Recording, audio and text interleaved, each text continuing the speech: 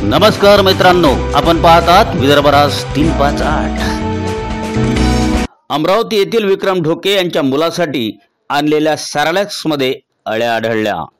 कारवाईची मागणी। Baby food मध्ये अळ्या, मुलगा पडला आजारी।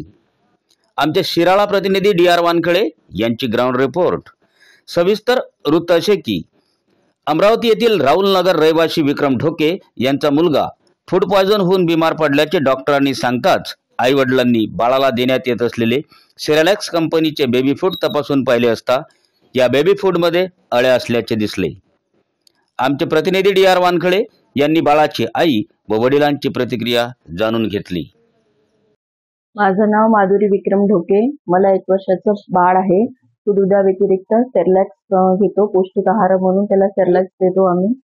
तर त्याला सॅरेलॅक्समुळे फूड इन्फेक्शन झालेलं आहे। तर त्याची 4-5 दिवसापासून त्याला बरं नाही आहे। डॉक्टरला दाखवलं असता फूड इन्फेक्शन झालं म्हणून डॉक्टरांनी सांगितलेलं आहे। डॉक्टरांनी फूड इन्फेक्शन झालंय असं सांगितलं असता मी घरी आल्यावर सॅरेलॅक्स मध्ये बघितल्यावर त्यामध्ये अळ्या आढळून आल्या। मला प्रशासनाला विनंती आहे की तुम्ही नेस्ले कंपनीवर कारवाई करण्यात यावी। मी विक्रम ढोके, राहुल नगर अमरावती येथील रहिवासी आहे।